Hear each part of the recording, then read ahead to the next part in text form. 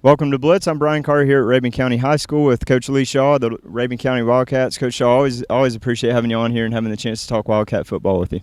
Absolutely. We appreciate you guys coming and always covering us. Yeah, now, Coach, you're one that never likes to look in the rearview mirror. You guys are always looking forward, But when you look at a year like last year, you make it to the quarterfinals. It's hard to imagine each year. You try to get better every year as far as where you go, and you've done that every year you've been here. This is your 5th year now. But how do you continue to improve even when you make a deep state playoff run like that? Yeah, well, we're calling this Life Without Charlie Woerner for this year, and the winningest football class in Rabun County history with 34 wins in their career. So we don't want to look back. We want to make sure that these younger guys, try to emulate as much as possible those older guys from last year. But it's about doing the little things right and trying to get back into the playoffs. Now, Bailey mentioned that, last year's quarterfinal loss, obviously heartbreaking for you guys. First of all, when I've seen 2 of your games now where you've been on the wrong side of those heartbreakers, and what's always impressed me is that it seems like from the outside at least, you've held it together so well for your team. What do you tell the guys like that? Because he said that these guys are just as hungry this year to get even further than they did last year. Well, that's the key, I think, to success is to stay hungry. Mm-hmm. And as I said, do the little things right. But if you don't believe in yourself, if you don't believe in what's coming back, you're not going to win. We have a difficult schedule ahead of us. Non-region and regular season is probably the most difficult schedule since I've been here.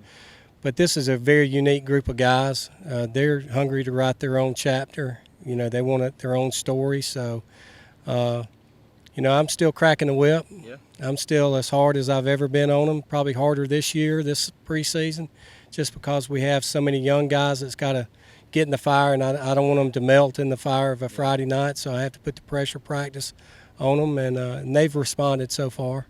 Now, you said it very well, life without Charlie Woerner, and we don't have to focus so much on that, but the fact is you're trying to replace a guy that last year put up over 1,000 yards of offense, 16 touchdowns, and over 100 tackles.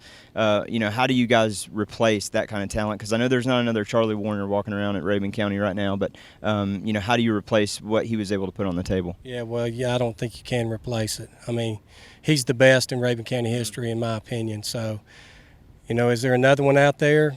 Somebody's got to rise up and kind of take that control, but I don't think you can replace a Charlie Woerner. I think everybody around has got to do a little bit more. Hopefully he's taught a lot of these guys how to play, how to be committed, how to be tough on a Friday night, be durable, and you just hope that the rest of the team just jacks their level of play up even more than possible, so kind of play above their head. But you can't replace Charlie Woerner. Absolutely not. But one thing that's really interesting for this year is the region. I know it doesn't change a whole lot, but your big rivals, Union County, chose to move up into 7 AAA. Banks County comes back down where they were a few years ago. What is your feeling and outlook on the region this year as it stands right now? Yeah, well, you mentioned Banks County. I think that was a rival of Rabun's a few years ago. I wasn't here at that time, but I'm sure that'll get played up a little bit to be the rival since Union County's gone. Then you got a very tough Elbert County. Mm-hmm. We got to go to the Granite Bowl, but we're playing Stevens County in non-region play to help us prepare for that game mainly because there's a lot of similarities in the two teams. And then you've got a Monticello and Putnam County team that I know nothing about, which is kind of exciting because we've never played them. Our kids have never played them. It's a long bus trip, but they have to come north of the gorge the next year, so it's going to be an interesting year within this region. A lot of new teams, a lot of mystery out there, so to speak, and then our non-region schedule is as tough as any. That's exactly where I was going next, and you never shy away from the competition because it's not so much about getting those W's early in the year. All those are nice to have, but you've got Stevens County, I believe White County on the list there, Mount Pisgah, West Hall, I think, as well. What are you hoping to see out of your guys before you kick off region play? Yeah, that they grow up. It'll be a physical 4 games. It'll be a very well coached teams that we play against. So they got to grow up in a hurry in 4 weeks of non-region play. And that schedule was designed partly by me, but we had a hard time getting people to play us. So some of the 4A schools we're having to play in and it's difficult, but I've never wanted to play a soft cupcake schedule early. I don't think that does anything for your program. So, but we've got to survive those first 4.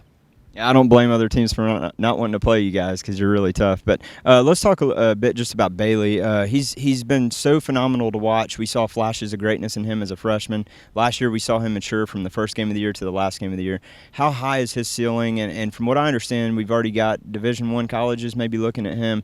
How is he handling that attention that he's getting so far? Preseason All-State quarterback. Yeah, he was selected as that. Great honor. He earned that.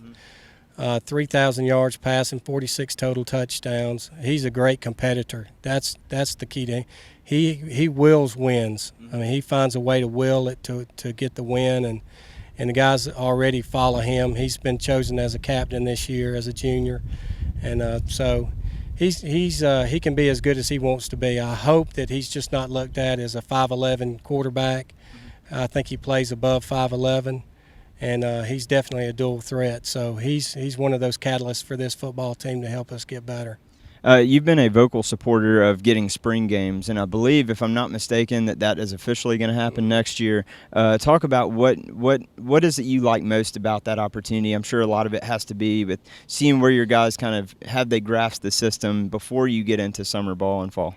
Yeah, well, I think it's exciting for the communities. I think it's exciting for the players that are going through spring ball, and they don't want to beat up each other on the 10th practice. You just don't get a whole lot out of it. If you know you're playing against somebody else, those other 9 practices become very important, and it's fun for them. It's also generates a little revenue for your school, and as coaches, it'll be fun for us as well to go against somebody else in the spring. Yeah. I think, like you said, the community is going to rally around that. Last question, Coach, I'll let you go. When you look at this season right now as it stands before you kick off, the new region that has that look to it and everything, how do you feel like this team is going to wind up making a deep state playoff run? Yeah, well, this is a kind of, as I said, a unique team. We got some older guys in key position, and we have a lot of young guys. We have to replace our whole secondary. I don't know that we'll find our identity in maybe 2, 3, 4 games into the season. And state playoffs, that's everybody's goal. Yeah. Are we at that level? I don't know. I told the guys that you'll decide that as you play. So I don't know what the outlook's going to be. I know that they're practicing hard. Our motto this year is ring the bell. After every game that we win, we ring the bell on the field. And but the buzzword for the year has been, or the preseason has been, consistency. If we will be consistent in what we do, we got a chance. If we don't, which at times we slip up on that, we could be in trouble. So huge challenge for our guys to be consistent and to ring the bell. I have a feeling that's going to happen many times here in 2016, Coach. Always appreciate it. Thank you so much. We appreciate the coverage. Thank you. Make sure you check out our interview also with star quarterback Bailey Fisher here on Blitz.